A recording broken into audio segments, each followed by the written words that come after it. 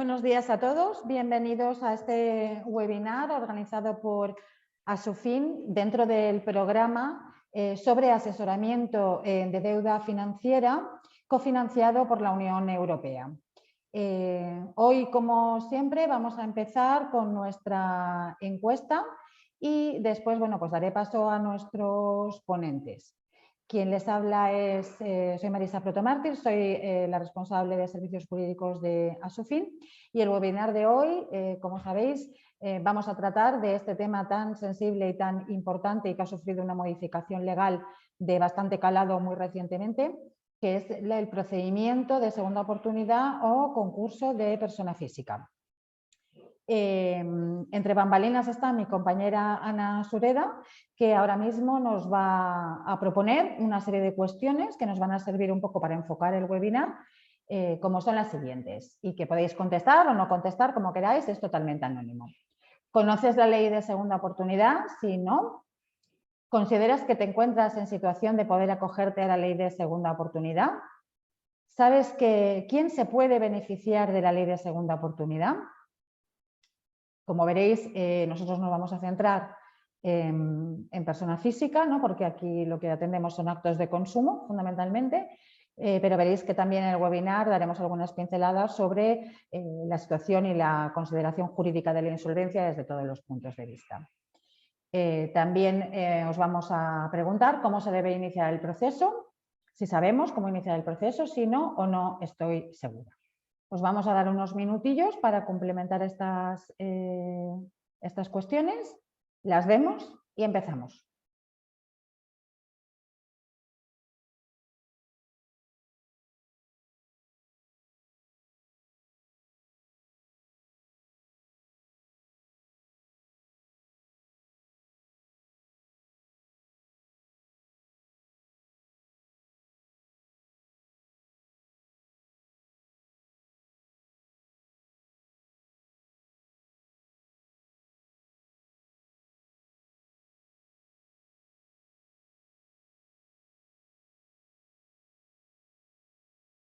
Ya tenemos aquí las respuestas. A la pregunta, ¿conoces la ley de segunda oportunidad? Pues bueno, que están las opiniones muy repartidas, prácticamente, vamos, los mismos que dicen que sí, dicen que no. Si consideras que te encuentras en situación de acogerte a este procedimiento, un 44% dice que no y casi un 40% lo desconocen. ¿Sabes quién se puede beneficiar de la ley de segunda oportunidad? Un 67% sabe que particulares, autónomos o familias en crisis financiera pueden acceder, pero hay un porcentaje importante de un 33% que dice desconocerlo. Y igualmente en la pregunta, ¿sabes cómo se debe iniciar el proceso? Hay un porcentaje muy alto que dice desconocerlo y un 36% que nos dice que no está seguro de cómo iniciar. Bueno, pues este es nuestro objetivo. Estas preguntas nos ayudan, como os decimos, a enfocar el webinar.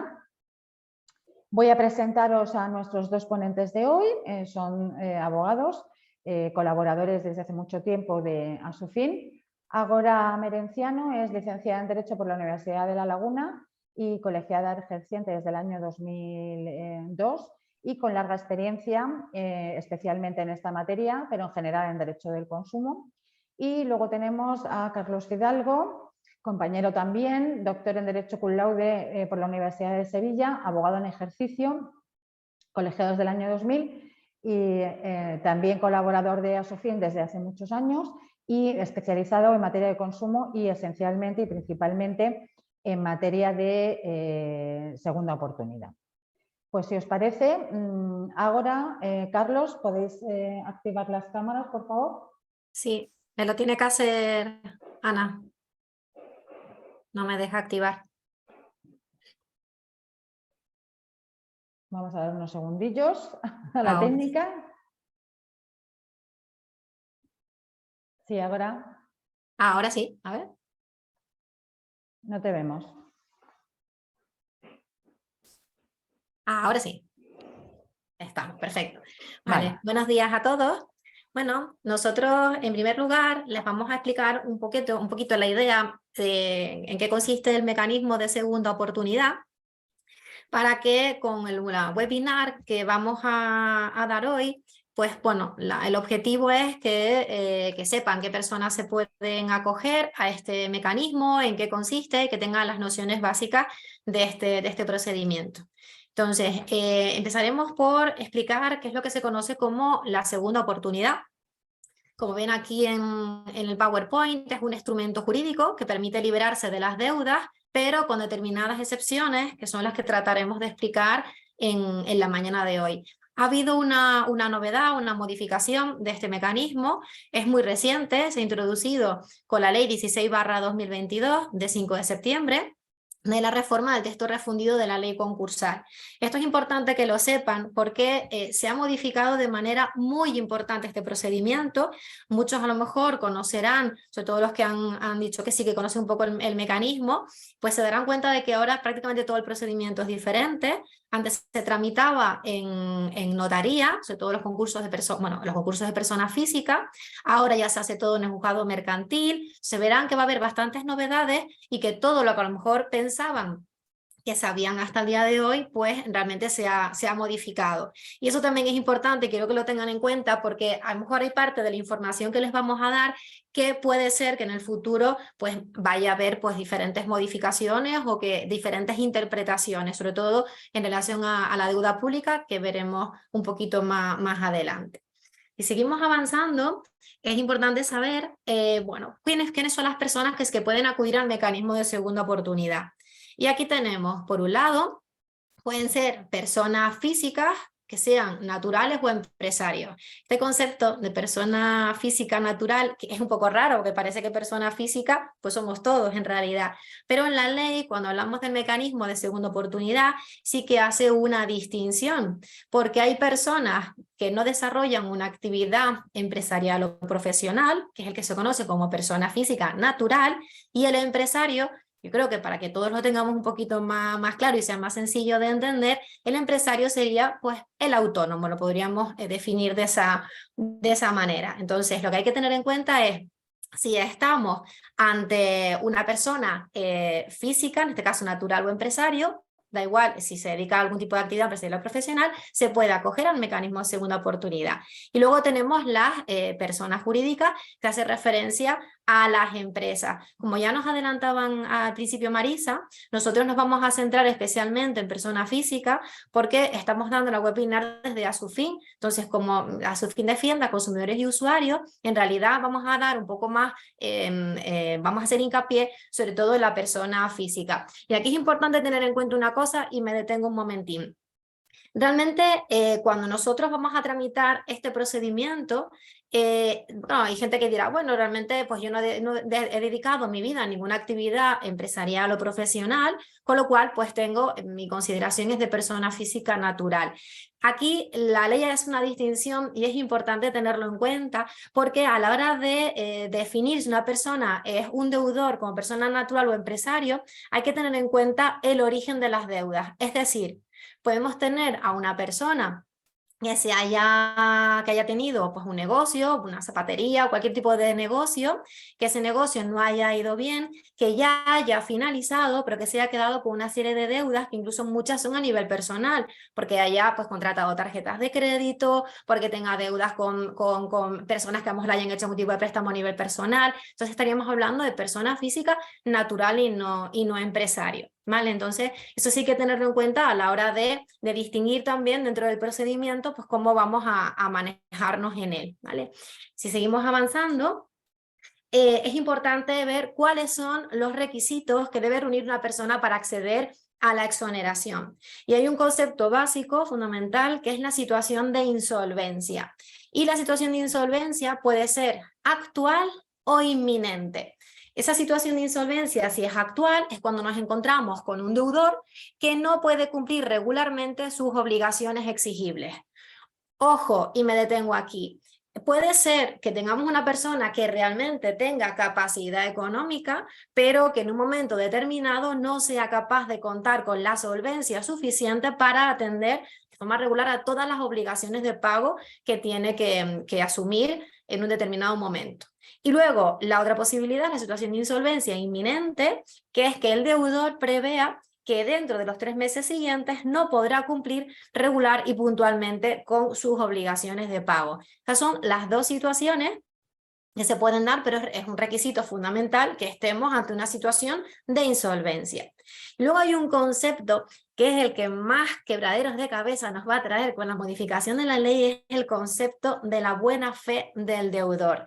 En toda la tramitación del procedimiento, para que alguien pueda realmente quedar exonerado, es decir, liberado de toda la deuda que tiene, una parte, ahora veremos cuáles se exoneran y cuáles no, tiene que existir buena fe del deudor. Y es un concepto que poco a poco se va a tener que ir interpretando para saber si ese deudor se puede liberar o no de sus deudas.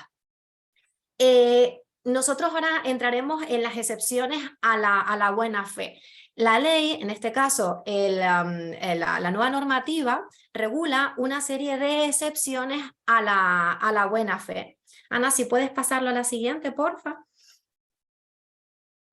Por un lado, y perdón porque esta parte se las he tenido que poner así, porque sí que es importante que tengan en cuenta estos requisitos porque son los que son. Por un lado, se entiende que no tiene buena fe y por tanto no puede quedar exonerado una persona que en los 10 años anteriores a la solicitud de la exoneración hubiera sido condenado en sentencia firme, ¿vale?, a una pena privativa de libertad, aún suspendida o sustituida por los delitos que aparecen aquí. Delitos contra el patrimonio, contra el orden socioeconómico, delitos de falsedad documental, contra la hacienda pública, contra la seguridad social o contra los derechos de los trabajadores. Claro, estamos hablando de que son 10 años antes de que se solicite la exoneración de esa deuda. Entonces, lo que dice la ley es que siempre y cuando la pena máxima señalada para ese delito sea igual o superior a 3 años. Sé que es una cuestión jurídica, pero es importante porque a lo mejor hay alguien que se encuentra en esa situación. Ojo, porque aunque la condena a esa persona haya sido una pena de 2 años de prisión, es importante que tengan en cuenta que lo que se mira aquí es la pena máxima regulada para ese delito y no la condena que esa persona haya recibido en el procedimiento penal. O sea que ojo, porque hay que tener en cuenta ese dato. Salvo, y aquí se van a dar cuenta, yo me río porque en realidad parece que las excepciones a la buena fe son un poco relativas, porque si las responsabilidades civiles, lo que se tiene que pagar por haber cometido ese delito, se han pagado, no hay ningún problema en haber sido condenado. Eso lo van a ver en el resto de los requisitos y es bastante importante tenerlo en cuenta. Si las cantidades que se tienen que abonar como consecuencia de haber recibido esa condena, pues tengo un delito contra la hacienda pública y me obligan a pagar una cantidad X de dinero, da igual que este requisito no se cumpla porque si he pagado el dinerito de Hacienda, sí que puedo acceder a la exoneración. El segundo de los supuestos es cuando los 10 años anteriores a que se solicite la exoneración hubieran sido sancionados por resoluciones administrativas firmes, si está recurrida no lo tenemos en cuenta, por infracciones tributarias muy graves de seguridad social, del orden social o cuando se hubiera realizado alguna derivación de responsabilidad. Ojo, porque estamos hablando de infracciones graves en materia de tanto para Hacienda como Seguridad Social o el orden social. Se trata de proteger mucho con esta normativa a la administración. Ya lo van a ver un poco a medida que avancemos, que realmente es así, salvo, igual que vimos antes, que se hubiera satisfecho íntegramente lo mismo. Si hemos pagado el dinero de esa sanción, no hay ningún problema que no se cumpla ese requisito. Otras excepciones a la buena fe, pasamos a la siguiente diapositiva, y es cuando el concurso haya sido declarado culpable. Y me vuelvo a parar aquí. Cuando se tramita estos procedimientos, realmente se tramita como un concurso de acreedores. Lo que pasa es que es un concurso de acreedores de persona física. Dentro de los concursos de acreedores, igual que los que nos sucede en el caso de las empresas, se tiene que analizar si ese concurso se puede declarar culpable o fortuito, ¿vale? O sea, cabe la posibilidad de que se entienda que ha habido responsabilidad por parte de la persona que solicita ese concurso. Entonces, esta excepción que vemos aquí en primer lugar, si el concurso ha sido declarado culpable por alguno de los motivos que contempla la ley, en ese caso no cabe acceder o acceder a la exoneración, salvo que el motivo fuera que no solicitaste en el momento en el que te encuentras en las situaciones de insolvencia que vimos antes, que no solicitaste oportunamente en plazo la declaración de concurso, si tardaste mucho en solicitarlo. Si ese es el único problema que se ha detectado y se ha declarado culpable el concurso, por eso no hay ningún problema y se puede acceder a la exoneración. Otra de las excepciones es cuando en los 10 años anteriores haya sido declarado persona afectada en una sentencia de calificación a un tercero calificado como culpable. Aunque parezca complicado, yo se los he tenido que copiar así para que vean realmente cuál es el requisito que establece la ley, pero se refiere a que a lo mejor ha habido un concurso anterior, pues a lo mejor de una persona vinculada pues, a mí, y me consideran que a lo mejor soy pues un cómplice de aquel concurso. O sea, cuando me ha afectado el concurso que ha tramitado otra persona y eso consta documentado en una resolución judicial. Entonces, en ese caso, tampoco podría pedir la exoneración, salvo que haya pagado las cantidades correspondientes a esa responsabilidad, ¿vale? Luego, cuando, y esto es importante porque hay veces que los deudores se olvidan, cuando hayan incumplido los deberes de colaboración y de información, tanto respecto al juez del concurso como a la administración concursal.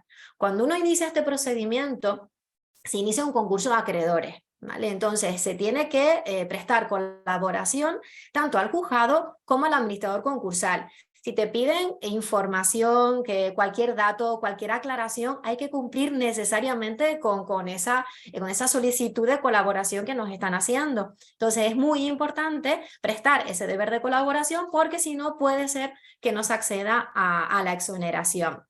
Otra de las cuestiones que se introducen ahora es cuando el deudor haya proporcionado información falsa o engañosa o se haya comportado de manera temeraria o negligente.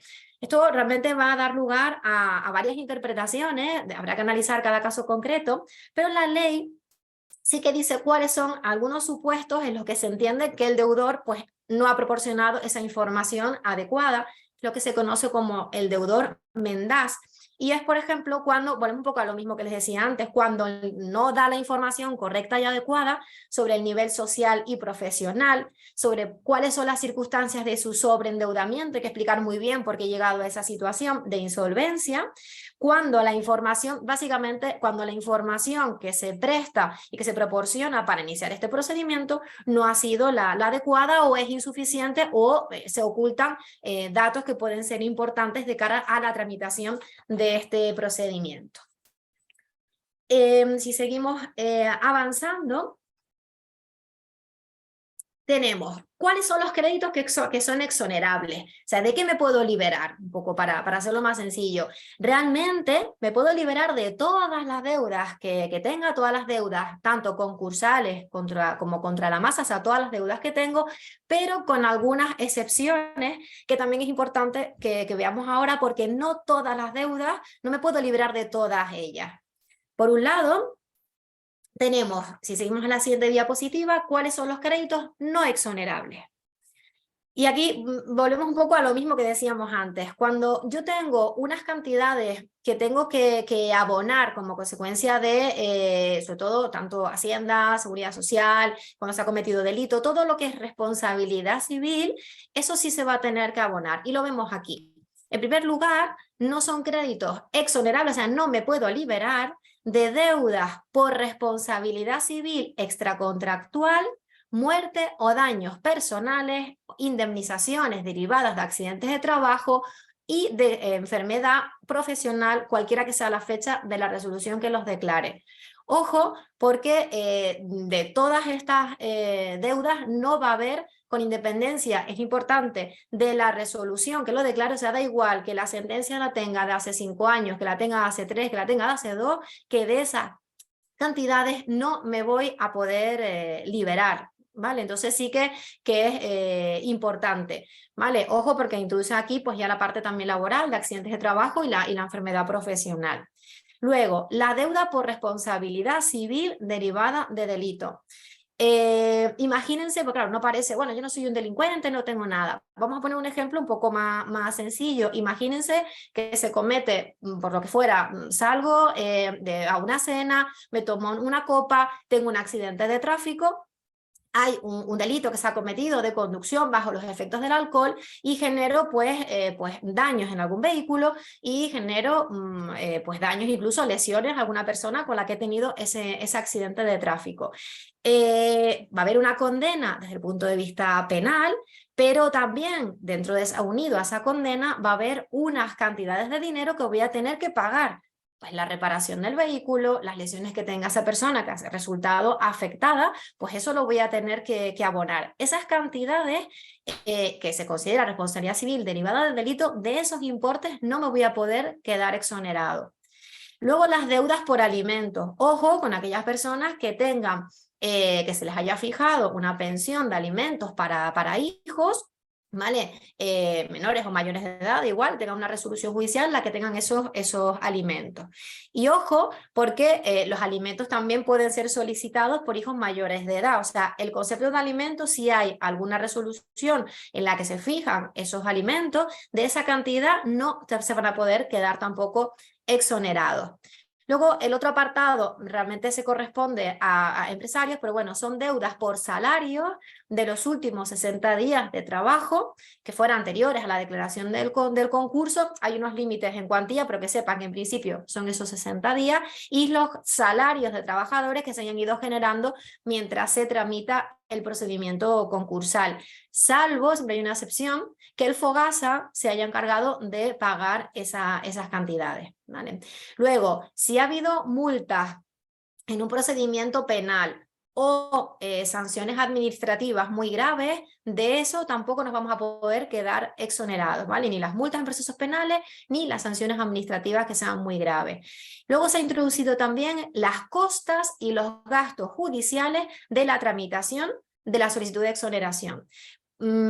Para tramitar este procedimiento hace falta abogado y hace falta procurador, y eso, claro, evidentemente pues son profesionales que tienen derecho a cobrar los honorarios. Entonces, esas cantidades que se puedan generar dentro del concurso por hacer esa solicitud de la exoneración, eso también se tiene que abonar para poder quedar exonerado, ¿vale? Esto, bueno, antes también se incluía que todos los gastos de los profesionales que intervenían en el concurso tenían que quedar abonados para que el deudor pudiera quedarse exonerado. Y luego las deudas con garantía real, siempre pongo como ejemplo, pues la hipoteca. Si tengo un bien que tiene, en este caso, una vivienda que tiene esa hipoteca, pues evidentemente queda garantizado con la hipoteca con el inmueble, y por tanto esas deudas no van a quedar exoneradas porque tienen un bien que se va a poder pues transmitir, vender, para poder abonar esa deuda.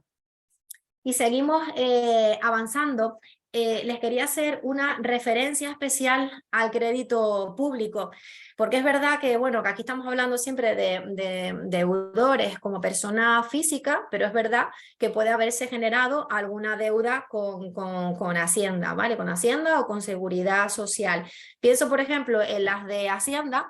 Pues imagínense que han percibido alguna herencia, ¿vale? Ustedes, persona física normal, no tienen condición de empresario, y que, bueno, pues se ha generado esa deuda porque hay un impuesto que no he pagado y demás, o sea, como persona física normal, ¿vale? Entonces, bueno, en este caso, quiero decirles que puede surgir una deuda y respecto a un crédito público, tanto de Hacienda como de Seguridad Social, sobre todo en este caso de Hacienda, aunque sean personas físicas, así que es un caso que se puede dar.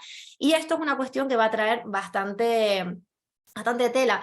¿Por qué? Porque la ley ahora, a pesar de que en todos los proyectos iniciales se trataba de bueno, intentar que todo el crédito público quedara liberado, o sea, que nos pudiéramos exonerar del 100% de este crédito público, la ley ha introducido un límite, y el límite es de hasta 10.000 euros, tanto para deudas de Hacienda como de Seguridad Social. En este caso son deudas para cuya gestión tributaria resulte competente la Agencia Estatal de la Administración Tributaria, y deudas por créditos en la Seguridad Social. Yo les decía al principio que esto va a traer cola porque, claro, son habla de deudas cuya gestión recaudatoria le corresponde a la Agencia Estatal de la Administración Tributaria. Y hay deudas que no son de esa administración, pero la recaudación sí la hace, en este caso, Hacienda. Con lo cual habrá que ver realmente de qué manera se va a interpretar finalmente en los tribunales. Lo importante es que se trató de pelear muchísimo que todo el crédito público quedara exonerado. De hecho, a raíz de una sentencia del Tribunal Supremo del 2019, hasta hace nada quedaban exonerados prácticamente con todas las audiencias provinciales de España el crédito público al 100%, pero ahora se ha establecido un límite solo de hasta 10.000 euros como máximo, porque realmente ya se los puse aquí, son 5.000 euros de deuda exonerable íntegramente, y a partir de ahí es un porcentaje, con lo cual lo que se tiene que quedar es que hasta 10.000 euros es lo máximo de exoneración que va a haber con deuda relativa al crédito público. Y luego les puse una cuestión prejudicial, porque hay un juez, perdón, una audiencia provincial, que en este caso la audiencia provincial de Alicante, que hace muy poquito, el 11 de octubre de 2022, ha elevado una cuestión prejudicial al Tribunal de Justicia de la Unión Europea justamente en relación a esta cuestión. Y lo que se plantea, se las he traído aquí, si alguien quiere a lo mejor algún dato más de esta resolución, es realmente, quiere saber si esta normativa va en contra de la directiva europea. Y les explico un poco esta parte y concluyo mi intervención. Realmente esta ley que nosotros tenemos ahora, la nueva ley concursal, lo que hace es transponer una directiva europea. Esa directiva europea realmente sí hace mención, bueno, en la aplicación de la misma, parece que todos los créditos deberían quedar exonerados, incluido el crédito público. Entonces, lo que se plantea por parte de esta audiencia provincial, me están preguntando el dato, se los voy a facilitar. Bueno, es el recurso de apelación 1769/2021, el rollo de la sala es 1769 y va en relación al concurso de acreedores 170/2017, ¿vale? Lo hace la sección octava. Entonces, en este caso, los magistrados lo que plantean es si en relación al crédito público, si hay, bueno, les voy a decir tal cual como se plantea por una de las partes que nos interesa aquí. Lo que nos viene a decir es si es compatible con el artículo 23.4 de la directiva y con sus principios inspiradores relativos a la exoneración de deudas, una normativa interna como la española, en los términos previstos en nuestra normativa, que no ofrece ninguna justificación para la exclusión del crédito público de la exoneración del pasivo insatisfecho. Se plantea si esa normativa, en cuanto excluye el crédito público de la exoneración y además no tiene ninguna justificación, compromete o perjudica la consecución de los objetivos previstos en aquella. Esa es una de las cuestiones prejudiciales que se va a tener que resolver. Y por otro lado, una que me parece muy interesante es porque la directiva hace referencia a una serie de créditos que son excluibles de la exoneración. Hace como una enumeración, y lo que plantea esta audiencia provincial es si realmente es simplemente una enumeración, pero que es algo abierto, o si realmente se puede considerar algo cerrado. Es decir, lo que se plantea es, en relación al crédito público, que de verdad que va a traer bastante, bueno, va a generar bastantes resoluciones a nivel nacional, es si el crédito público finalmente pues va a quedar exonerado como se hacía hasta ahora, o no, ¿vale? Entonces es una de las cuestiones que quedarán por resolver. Lo importante, y con lo que me gustaría que se quedaran en relación a quién puede acceder o no, o sea, ya hemos visto que todas las responsabilidades civiles tendrían que estar abonadas, que hay que justificar muy bien la buena fe del deudor, hay que explicarlo todo de forma lo más detallado posible, hay que presentar una memoria para justificar por qué he llegado a la situación de insolvencia, colaborar en todo el procedimiento concursal, tanto con el administrador concursal como con el juez del concurso.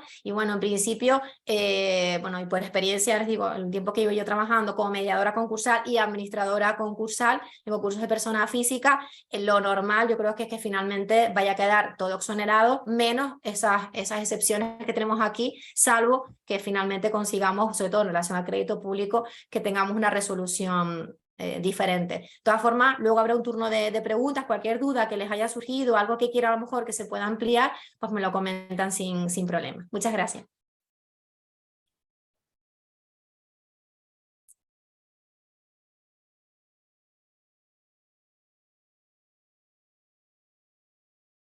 Carlos. Sí, estaba esperando a que me dieseis paso. Estaba siendo muy educadito. Pues adelante. Muy bien. Muchas gracias, Ágora. Lo primero, un saludo virtual. Realmente. Y ahora tomo yo el tema en donde tú lo has dejado. Pues buenos días o buenas tardes a todos. Retomo la exposición donde Ágora la ha dejado. Y aun a riesgo de ser repetitivo, espero que no, sí quería comentar algunos conceptos fundamentales.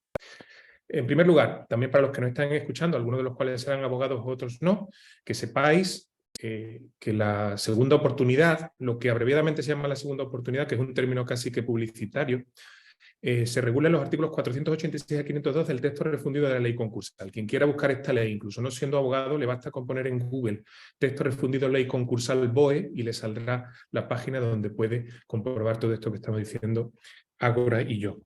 Que sepáis que la segunda oportunidad ha tenido un recorrido legislativo muy tortuoso, legislativo y jurisprudencial muy tortuoso. El concurso de acreedores, que es una materia extraordinariamente compleja, la regulación actual desde el año 2003, en el año 2015 se introduce algo que es totalmente ajeno a nuestra tradición jurídica, que es la posibilidad de que los particulares puedan exonerarse de sus deudas pasadas.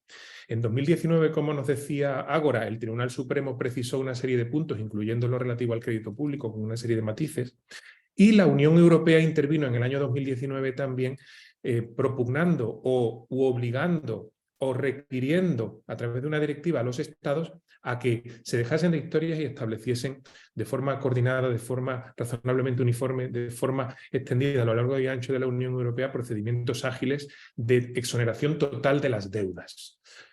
Hago hincapié en esto porque Ágora ya lo ha dicho.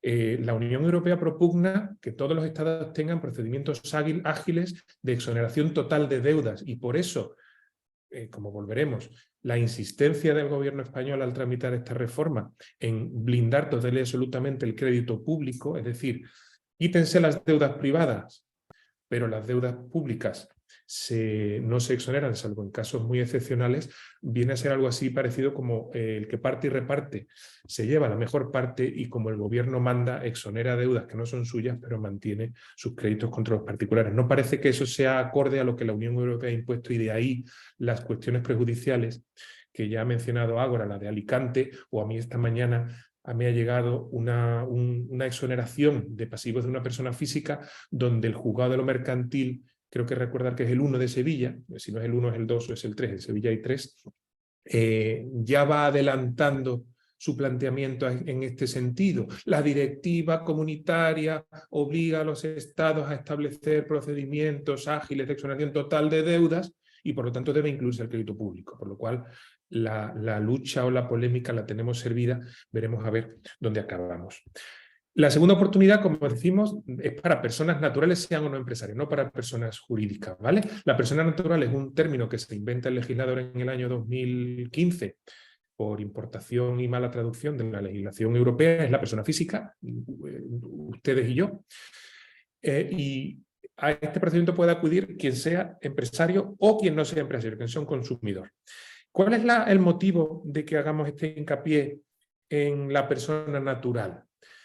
Piensen ustedes en una cosa. Ante una situación de insolvencia, si una empresa, una persona jurídica cae en una situación de insolvencia, esa persona jurídica, esa empresa, no es lo mismo empresa que persona jurídica, aclarémoslo, pero por simplificar, esa persona jurídica, el instrumento que tiene a su disposición es el concurso de acreedores que o bien acaba en un convenio donde se reestructuran sus deudas o en una liquidación, donde se vende todo lo que tiene la empresa, se paga a los acreedores hasta donde alcance y si queda deuda sin pagar, que será lo normal porque se ha vendido la nave, son 100.000 euros y la deuda era de 1 millón, quedan 900.000 euros sin pagar, como la nave, como la empresa, como la persona jurídica se liquida, pues la persona jurídica desaparece y los acreedores no pueden cobrar. La persona física no se liquida, lo que se liquida es su patrimonio y por eso antes de la ley de segunda oportunidad, si la persona física iba a un concurso, si en el concurso se vendían todos sus bienes, si de sus bienes salían 100 pero debía 1000 y tras vender sus bienes solo se pagaban 100 y quedaban 900, la persona seguía respondiendo de sus deudas con todos sus bienes presentes y futuros, el artículo 1911 del Código Civil que hoy os digo. Y eso era lo que implicaba esa condena a galeras, esa condena de por vida a no tener nada a su nombre, a fallecer, a que tus herederos tuviesen que renunciar a la herencia porque tenías más deudas que bienes y por lo tanto a nunca poder salir del hoyo. Eso es lo que evita o eso es lo que quiere evitar la segunda oportunidad. Pasamos de diapositiva, por favor. Vamos entonces a las vías procesales. ¿Y esto cómo se hace? ¿Cómo puedo solicitar y, si se cumplen los requisitos legales, obtener la exoneración de esas deudas que me han sobrepasado, que me han hecho incurrir en una situación de insolvencia, que no puedo atender porque primero tengo que comer y porque el resto que sobra después de haber comido y satisfecho mis necesidades básicas no son suficientes para esa gran masa de deuda antigua que sigue además creciendo con intereses y que nunca voy a poder pagar hasta el final de mis días? Bueno, la primera cuestión es que hay que, como también lo ha dicho muy bien Ágora, las vías procesales son dos, que son esas que he puesto ahí, pero que se dan en el seno de un concurso de acreedores. ¿Vale? Antes de la reforma reciente que ha entrado en vigor el 26 de septiembre pasado, la segunda oportunidad se tramitaba normalmente a través de un expediente extrajudicial y después se pasaba al juzgado. Al circularse los borradores de texto refundido y de la reforma última, la verdad es que leyéndolo no terminábamos de entender, o al menos a mí me pasaba en mis limitaciones, que no terminaba de saber si la solicitud era un procedimiento, si la solicitud de exoneración era un procedimiento autónomo. No lo es. La solicitud de exoneración de pasivos insatisfechos, la solicitud de segunda oportunidad es algo que se desarrolla en el seno y como resultado final de un concurso de acreedores de persona física. De ahí que las dos vías procesales que establece la ley, una, vayamos a un plan de pagos de hasta donde pueda de la deuda exonerable con exoneración del resto pero sin liquidar mis bienes. Y la segunda, vayamos a una liquidación de todos mis bienes, paguemos hasta donde se llegue y exonérese el resto, salvo lo no exonerable. De ahí que todo eso no sean exactamente dos vías procesales, en cuanto que al desarrollarse dentro de un concurso de acreedores, pues tendremos las distintas variantes de los concursos de acreedores. Que sepáis que tras la reforma última, los concursos de acreedores básicamente quedan reducidos a dos formas: el concurso de microempresas o microempresarios, de los artículos 685 a 720 del texto refundido de la ley concursal, y el concurso ordinario para quien no es microempresa ni microempresario. Pero como siempre, la ley tiene una complejidad adicional y más la regulación concursal, que sepáis que además existen, tanto en una como en otra opción, el concurso de microempresas o microempresarios, el concurso normal, los concursos llamados sin masa. ¿Qué es un concurso sin masa? Es ese concurso donde el deudor no tiene bienes desde el principio o no tiene bienes suficientes como para poder justificar la tramitación de un procedimiento concursal, o iniciado el procedimiento concursal se pone de manifiesto que no tiene esos bienes y entonces el concurso se abrevia extraordinariamente en su tramitación, porque una vez que se constata que no tiene bien ninguno, el concurso se cierra anticipadamente. Todo esto es resumir mucho la regulación. Lo que quiero decir con esto es que, y para que lo sepáis como principio general, si bien en un concurso ordinario con masa hay bienes que liquidar, la tramitación suele ser larga, compleja y molesta, que lo sepamos, para llegar a una segunda oportunidad. Y si tenemos que tramitarla en un concurso y en ese concurso de acreedores hay masa que liquidar, hay bienes, la tramitación generalmente es larga, compleja y molesta, hay que nombrar un administrador concursal, hay que examinar los activos, hay que valorar los pasivos, hay que liquidar bienes, etc. Si por el contrario nuestro concurso es un concurso sin masa, puede ser muchísimo más rápido. No podemos entrar aquí al nivel de detalle que esto exige, pero hombre, que lo planteéis como posibilidad, tanto si sois abogados los que nos estéis escuchando, como si sois personas físicas, pues que no es lo mismo una vía que otra.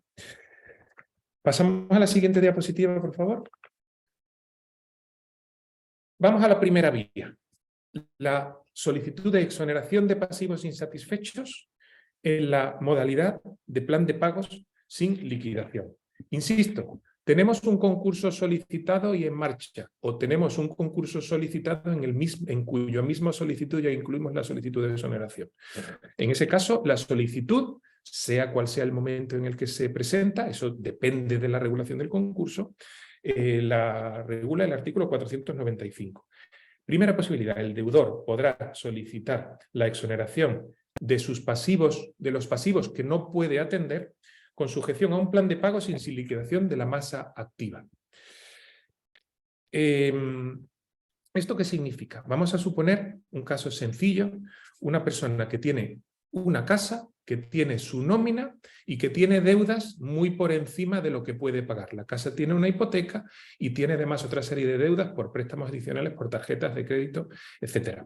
Esta persona puede querer no liquidar ese único bien que tiene, que es su vivienda habitual, que necesita para vivir y que además, incluso estando hipotecado, es posible que su valor previsible de venta lo neutralice el importe de la hipoteca que pesa sobre el mismo. Pues en ese caso, posiblemente el deudor, pero hay que mirarlo caso por caso, por favor, no consideréis esto como una regla general, hay que ver las cosas caso por caso. En ese caso el deudor puede solicitar en el seno de ese concurso: no liquidemos mi casa, porque total la hipoteca hay que seguir pagándola, como antes nos dijo Ágora, es un crédito privilegiado y que no se exonera en la medida en que tiene aparejada una garantía.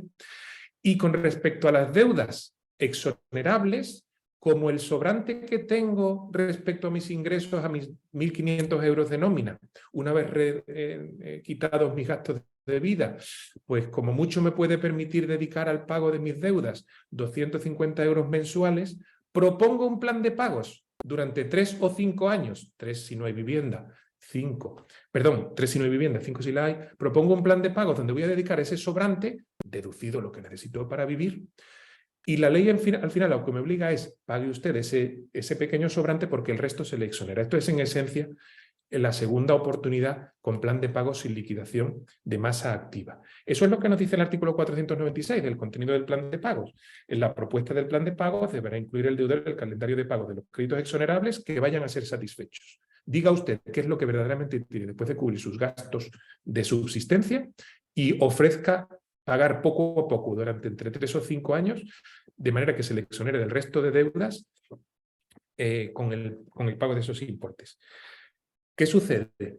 Que esto no es una vía para tramposos, esto no es una vía para tener una casa de 500.000 euros con una deuda de 100.000 y pretender quedarse con la casa con ese sobrante de 400.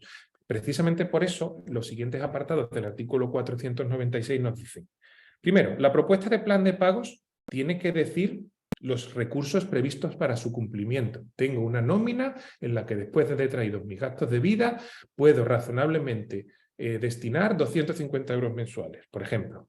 Así como para la satisfacción de las deudas no exonerables. Me cachi la mar. Tengo 250 euros, pero como tengo como deuda no exonerable tal crédito público, tal indemnización o tal sanción, como tengo que dedicar dinero a ese pago, pues ya no son 250 porque además tengo que pagar eso. Seguimos razonando. Así como para la satisfacción de las deudas no exonerables. Perdón, ya lo he dicho. Las obligaciones por alimentos también tengo que tener en cuenta al hacer mi plan, al hacer mi propuesta, que si tengo que pagar deudas por alimentos, mi sobrante disponible es menor, etcétera, etcétera. Si os fijáis con esto, lo que le tenemos que trasladar a nuestros acreedores es que, no liquidando mis activos, los que sean, pero esto principalmente está previsto para la vivienda habitual, y destinando determinados importes que están por encima de los mínimos inembargables de la ley, los acreedores van a conseguir cobrar más que si liquidamos mis bienes. Eso es básicamente lo que tenemos que justificar en esta solicitud de exoneración de pasivos insatisfechos con plan de pagos sin liquidación. Si conseguimos, solicitada la exoneración, se le da traslado a los acreedores por 10 días, los acreedores pueden oponerse e impugnar ese plan de pago, precisamente porque piensan que estamos ocultando bienes, precisamente porque piensan que tengo más disponible, posiblemente porque piensan que es que esa vivienda que yo he dicho que vale 100 con una hipoteca de 80 en realidad vale 300 y por lo tanto hay un sobrante de 220.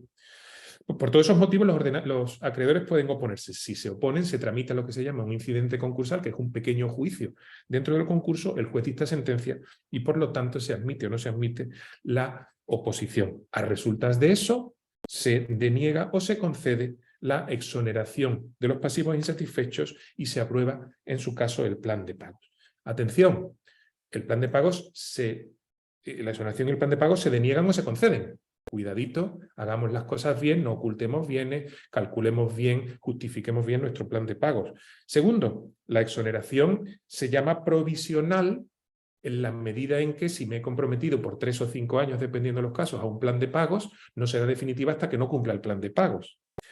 Tercero, se llama exoneración EPI, exoneración de pasivos insatisfechos. A mí a veces me gusta poner un EPI Blas porque antes era el BEPI, ahora es el EPI. Esto es una disquisición conceptual bastante estúpida, con perdón, por parte del legislador, que dice que antes se llamaba beneficio y que eso era algo así como la misericordia del legislador y que se llama exoneración de pasivos insatisfechos porque en un derecho es lo mismo. Un derecho o un beneficio en la medida en que se te lo dan, si cumples unos requisitos legales, le llames de una manera o le llames de otra, es lo mismo, da lo mismo, en fin.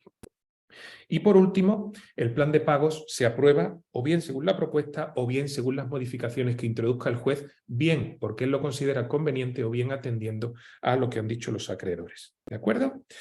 Pasados los 3 o 5 años y cumplido el plan de pagos, se produce la exoneración definitiva, se publica la exoneración en el registro público concursal y por lo tanto podemos hacer ese borrón y cuenta nueva. Importante, como se va a publicar en el registro público concursal nuestra exoneración, aquí sería interesante, pero sería objeto de otro webinar, solicitar a través de una empresa especializada la desindexación de los datos en Google para que cuando busquen nuestro nombre nos salga plof, en primer lugar la página del BOE donde viene que Juan Pérez González o María Rodríguez Pérez ha sido exonerada a través de un procedimiento concursal, porque evidentemente eso genera una merma reputacional que nos puede perjudicar a los efectos de intentar recomponer nuestra situación financiera. Pasamos a la siguiente...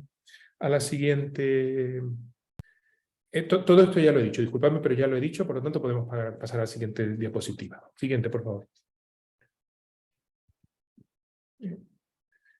Perfecto, sí. Segunda variante de exoneración de pasivos insatisfechos conforme a la actual regulación. Llevo 16 minutos, por lo cual voy razonablemente bien. La segunda posibilidad es en el seno de ese concurso, de la variante que sea con masa sin masa ordinario de microempresario, pedir la liquidación de la masa activa. No soy capaz de justificar un plan de pagos, tengo unos bienes que no me van a permitir que se me acepten o liquidar, etc. Y lo que pido es, tras la liquidación, tras el uso y aplicación del resultado de la venta de todos mis bienes, eso es una liquidación, al pago de mis deudas, quedando un sobrante, entonces pido la exoneración. Eso es una exoneración de pasivos insatisfechos con liquidación de la masa activa. He tramitado un concurso. En su seno se han vendido todos mis bienes. Con el producto de la liquidación de mis bienes, 100 se han pagado de mis deudas de 400, pero quedan 300. Entonces sí que pido en ese momento la exoneración de ese resto insatisfecho. Por eso se llama exoneración de pasivos insatisfechos, con los límites que decía Ágora antes. Hay deudas que no son exonerables. ¿Cómo se tramita esta posibilidad? Que está recogida en los artículos 501 y 502 del texto refundido de la ley concursal. En primer lugar, la solicitud se hace, 501, tras la liquidación de la masa activa. Eso cuando es claro, después del concurso, cuando se han tramitado las fases correspondientes hasta la liquidación. En segundo lugar, curioso, puede existir un concurso sin masa en el cual, al no haber masa que liquidar, no se produzca de facto la liquidación. Pero insisto, estos son variantes que generan una gran complejidad en la explicación y en las que prefiero no entrar ahora. Una cuestión que yo también, ahora ya que estás aquí, nosotros nos hemos planteado en el despacho y que creo que es claramente así. Un concurso sin masa puede ser el concurso donde la vivienda habitual del deudor, que tiene un valor de mercado de 150, tiene una hipoteca de 150 o de 140, porque no hay masa que liquidar, porque del resultado de la venta de ese inmueble, que total tiene que ir a pagar la deuda privilegiada a la hipoteca, no queda sobrante. Si ese es el único activo que tiene el deudor, podría optar por la solicitud de exoneración de pasivos insatisfechos con una liquidación que no hay, porque es sin masa, y por lo tanto conseguir por esta vía de forma muy rápida declaración de concurso, constatación de que no hay masa, archivo del concurso y solicitud inmediata de la exoneración de pasivos insatisfechos. ¿Vale? Insisto, son cuestiones extremadamente complejas y que yo digo con un cierto, no digo que temor, pero sí con una cierta prevención en la medida en que como la ley está recién aprobada, también habrá que ver cómo se aplica. Pero en mi experiencia entiendo que esto debería ser así y abre posibilidades interesantísimas para quien quiere salvar su vivienda habitual y no quiere someterse. Bueno, no quiere, no es cuestión de querer o no querer, y que entiende que puede tener la posibilidad de conseguir una exoneración sin 5 años de plan de pagos. ¿Vale? Sería mucho más rápido. Esta solicitud se realiza según lo que dice el artículo 501.3 del texto refundido de la ley concursal en el trámite que corresponda, según el tipo de concurso. De la solicitud 501.4 se le da traslado al administrador concursal si existe y a los acreedores que pueden tener objeciones. Si existen objeciones, como antes, se les da audiencia a través de lo que se llama el incidente, que es un pequeño juicio dentro del concurso en el cual se dicta la oportuna resolución, y si finalmente los incidentes se desestiman y por lo tanto se mantiene nuestra solicitud porque el juzgado considera que es correcta, se concede o se deniega, si no se cumplen los requisitos legales, la exoneración de los pasivos insatisfechos. Pasamos a la última y ya terminamos. 53, fenomenal, llevo justo 20 minutos, por lo cual en 2 minutitos más, si me lo permite Marisa, termino la última diapositiva. ¿Cuál es el régimen de la exoneración? En primer lugar, he puesto ahí eso de que del BEPI al EPI. Ya mencioné antes el motivo de hacer hincapié en esta cuestión. Antes se le llamaba BEPI, ahora se le llama EPI, da lo mismo, es el acceso a la exoneración de pasivos insatisfechos en caso de que tramitado el procedimiento correspondiente se cumplen los requisitos legales. Aquí no estamos sujetos a la misericordia de su señoría. Si se cumplen los requisitos legales, y por eso es tan importante determinarlo de antemano y recurrir a un buen profesional, si se cumplen los requisitos legales, tengo derecho ahora como lo tenía antes. Le llamemos derecho hoy o le llamásemos beneficio hasta el 26 de septiembre pasado. Los requisitos del BEPI, del EPI. Lo primero, los generales. Es que muchas veces no nos damos cuenta. Los primeros requisitos es la tramitación del procedimiento y de la solicitud en su tiempo, con su forma y con el contenido que ya hemos dicho que tiene. ¿No? Me voy a ir a los requisitos. El artículo 487 me dice los requisitos. No, un momentito.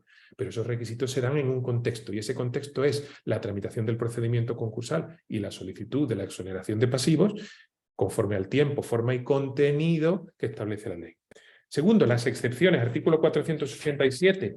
El artículo 487 nos dice todo lo que antes nos dijo Ágora. Hay toda una serie de deudas que no son exonerables. Artículo 488. Si hemos conseguido una exoneración por plan de pagos, no podemos, si volvemos a caer en insolvencia, solicitar una nueva hasta que no pasen al menos 2 años desde la exoneración definitiva. Si ha sido con liquidación de la masa activa, 5 años. Y por último, y muy rápidamente, porque ya lo hemos dejado dicho y así no tomo más tiempo y me ajusto a 22 minutos. La vivienda habitual y el crédito público. Estos son grandes caballos de batalla, tanto de la legislación de la segunda oportunidad antes del régimen actual como de ahora. La ley actual, a ver, independientemente de la postura más o menos crítica que podamos tener y que yo puedo tener respecto a esta reforma, lo cierto es que ha intentado dar una salida a la conservación de la vivienda habitual. Yo entiendo que las posibilidades de no liquidación de la vivienda habitual están por la vía de la exoneración sin liquidación por plan de pagos. No quiero liquidar mi vivienda y justifico que con el plan de pagos estoy dedicando a los acreedores recursos suficientes como para que no justifique venderla. O bien porque el valor razonable de la vivienda, adecuadamente justificado, queda neutralizado por la hipoteca que pende sobre ella y por lo tanto no hay un bien que liquidar y por lo tanto incluso se puede tramitar un concurso sin masa. Es decir, yo entiendo que esas son las vías en las que el legislador ha querido establecer la posibilidad de que el deudor salve la vivienda habitual. Segunda gran caballo de batalla, segunda gran polémica, el crédito público. Lo ha mencionado Ágora y no voy a entrar en grandes cuestiones. El crédito público ha sido, esto es como, no iba a decir el perro del hortelano, pero sí que el Estado ha jugado a que lo mío no se toca. Y honestamente pienso, porque si no se exonera el crédito público, pero sí el crédito privado, lo cierto es que en muchas ocasiones, sobre todo para los autónomos, puede ser que la exoneración no sirva para nada. Me he librado de la deuda privada, de las tarjetas o de los bancos, pero resulta que debo no sé cuántos miles de euros de deuda pública que nunca voy a poder pagar. Todo esto veremos a ver qué sucede y ya termino.